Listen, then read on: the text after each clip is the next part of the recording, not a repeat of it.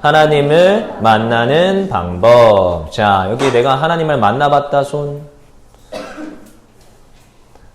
여러분 하나님 만나려면 어떻게 해야 돼요? 전도사님 옛날에 물어봤어요. 유초등부에서. 얘들아 하나님 만나려면 어떻게 해야 될까? 한 애가 번쩍 손을 들었어요. 번쩍 손을 딱 들더니 남자아이였어요. 초등학교 4학년. 번쩍 손을 딱 들더니 죽으면 돼요. 여러분 죽으면 진짜 하나님 만날 수 있어요? 네. 자, 우리가 이 보이지 않는 하나님을 어떻게 만날 수 있을까? 이런 생각들을 우리가 해봐야 됩니다. 어떻게 이 하나님을 만날 수 있을까? 전도사님은 하나님 만났습니다. 고등학교 2학년 때. 자주 얘기하죠? 고등학교 2학년 때 하나님을 인격적으로 체험했고 만났어요.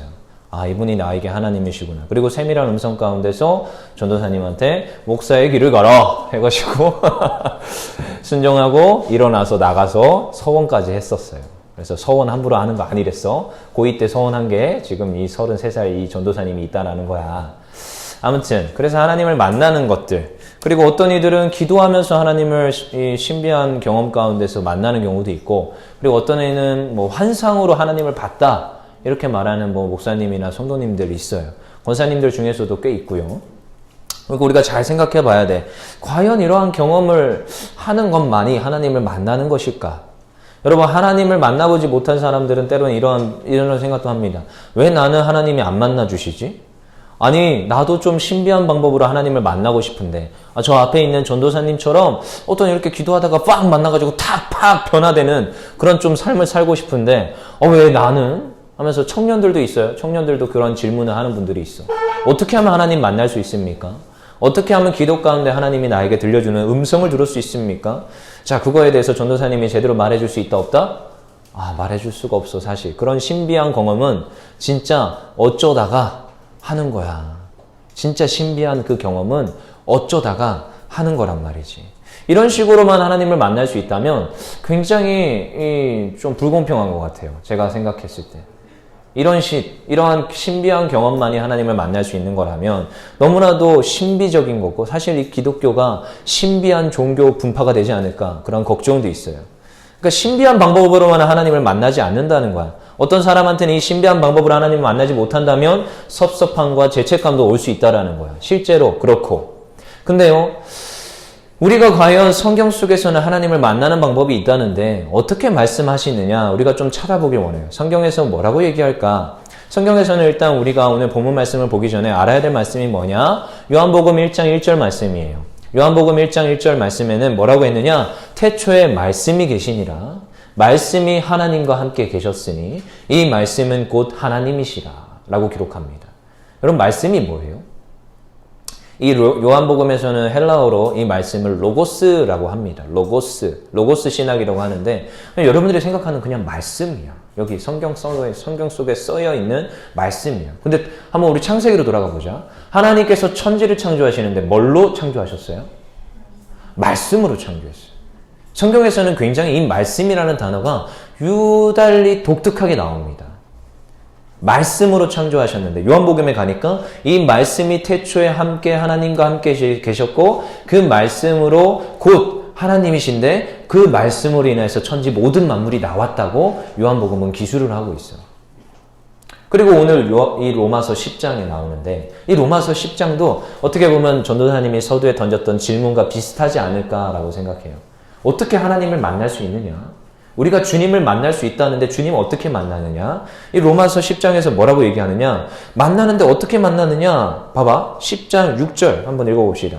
10장 6절 7절 같이 읽어봅시다. 시작. 믿음으로 말미암는 이거는 이같이 말하되 내 마음에 누가 하늘에 올라가겠느냐 하지 말라 하니 올라가겠느냐 함은 그리스도를 모셔 내리려는 것이요. 그 다음 7절. 혹은 누가 무저강에 내려가겠느냐 하지 말라 하니 내려가겠느냐 함은 그리스도를 죽은 자 가운데서 모셔 올리려는 것이라. 자, 그리스도를 만나려면 어디로 올라가야 돼? 하늘로 올라가야 되는 거야? 내가 그리스도를 만나려면 하늘로 올라가서 그분을 끄집어 내려야 되는 거야? 내가 그리스도를 만나려면 저 지하에 무저강에 내려가가지고 주님을 만나야 되는 거야?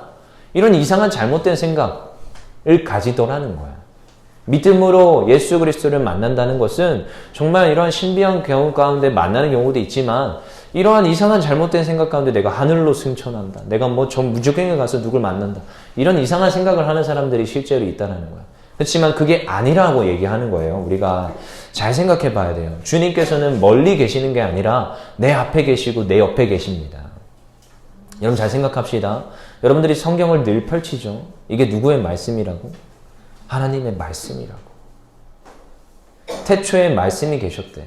그 말씀으로 말미암아서 무슨 천지 창조를 하셨대요. 근데 그 말씀은 사실 누구냐?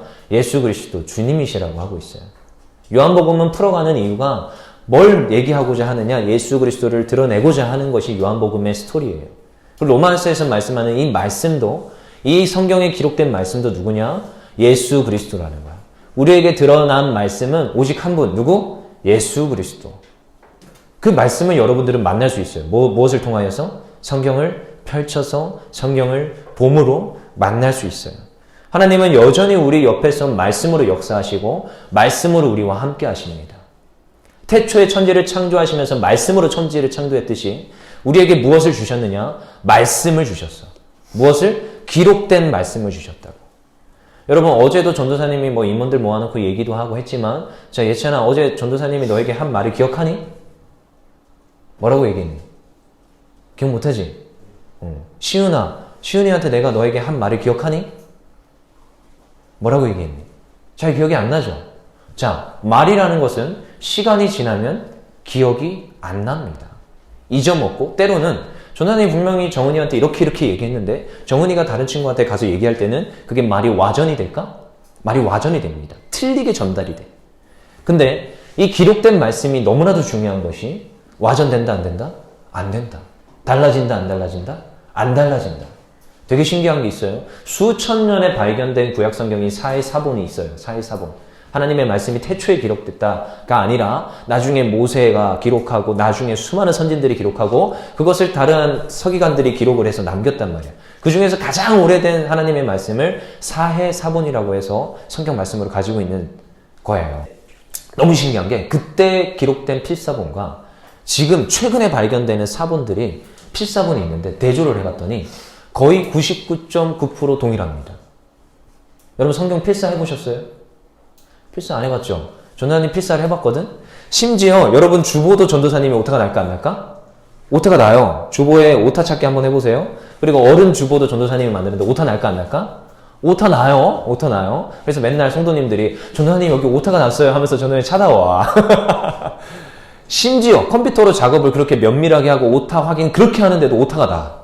근데 이상한 게 하나님의 말씀은 그때 수천 년에 기록된 사해사본의 말씀과 몇백 년 안 된 필사본을 비교를 하잖아. 99.9%가 동일합니다. 물론 여기서 말하는 0.01%는 때로는 어감을 좀 변형을 했어. 여러분 안습 이해합니까? 잘 이해 안 되죠? 물론 아는 단어일 거야. 아는 단어. 인싸 이해하죠? 근데 저 뒤에 모르는 분들도 있어. 아싸 이런 거 잘 몰라. 아무튼 그런 것들. 왜? 시대가 바뀌면서 용어가 좀 달라지고 축약되는 단어들이 있단 말이지. 그거가 0.01%라는 거야. 100% 동일한 말씀으로 기록되고 있다는 것은 이 말씀이 얼마나 능력이 있는지를 우리가 기억을 해야 됩니다. 하나님께서는 말씀으로 사역하셨고 이 말씀을 우리에게 주셨어. 하나님 만날 수 있는 방법은 딱 하나야. 성경을 펼치고 하나님을 만나는 거예요. 전도사님이 고2 때 하나님을 만났을 때 전도사님 얘기했죠. 흰돌산 기도원 가서 아침 먹고 말씀 듣고 점심 먹고 말씀 듣고 저녁 먹고 말씀 듣고 자고 다시 일어나서 말씀 듣고 또 자고 쉬고 말씀만 3박 4일 동안 들었다고.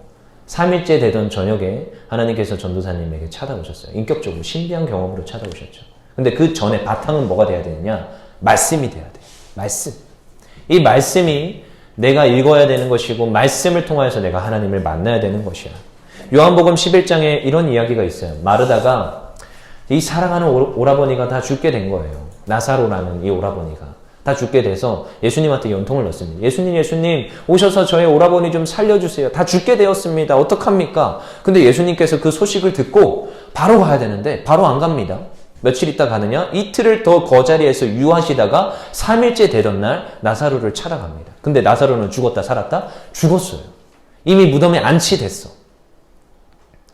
그리고 나서 이제 마르다가 예수님께 섭섭함을 표현합니다. 주님, 조금만 일찍 오셨더라면 제 오라비가 죽지 않았을 것입니다. 요한복음 11장 21절에 기록하고 있어요. 능력이 있으신데, 주님께서 능력이 있으신데, 저 병든 자 다 치유하시고 일어나게 하시는 분이신데, 주님 조금만 일찍 왔더라면 제 오라버니가 죽지 않았을 것입니다. 근데 그때 주님께서 마르다에게 말씀하십니다. 내 오라비가 다시 살아나리라. 그리고 예수님이 말씀하시는 유명한 구절. 나는 부활이요 생명이니 나를 믿는 자는 죽어도 살겠고 무릇 살아서 나를 믿는 자는 영원히 죽지 아니하리니 이것을 내가 믿느냐.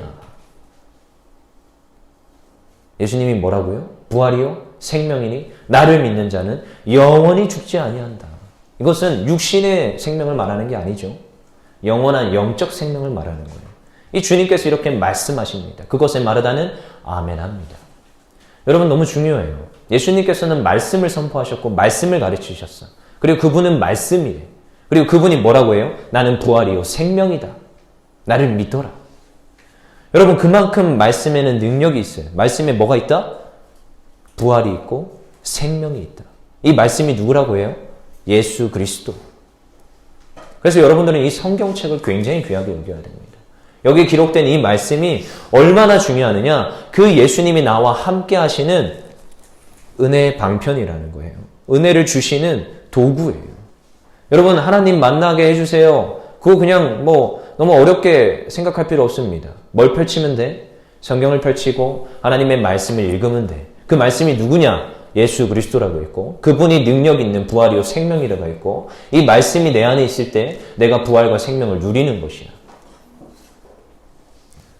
그렇게 오늘도 우리가 말씀을 묵상해야 되고 외워야 되고 이 말씀대로 살고자 몸부림쳐야 되는 거야. 그래서 이 말씀이 나에게 있을 때 그 사람은 반드시 무슨 인생을 산다? 형통한 인생을 산다. 무슨 인생을 산다? 형통한 인생을 산다. 우리 성경 구절 한 번만 찾아봅시다. 시편 1편 2절에 3절. 우리 성경을 한번 펼쳐서 찾아보세요. 구약 성경 중에 시편 1편 2절에 3절. 이 말씀을 우리가 묵상해야 되는 이유가 거기 있어. 이 말씀이 우리에게 부활이고 생명인 이유가 거기 있어. 시편 1편 2절에 3절. 찾았으면 아멘.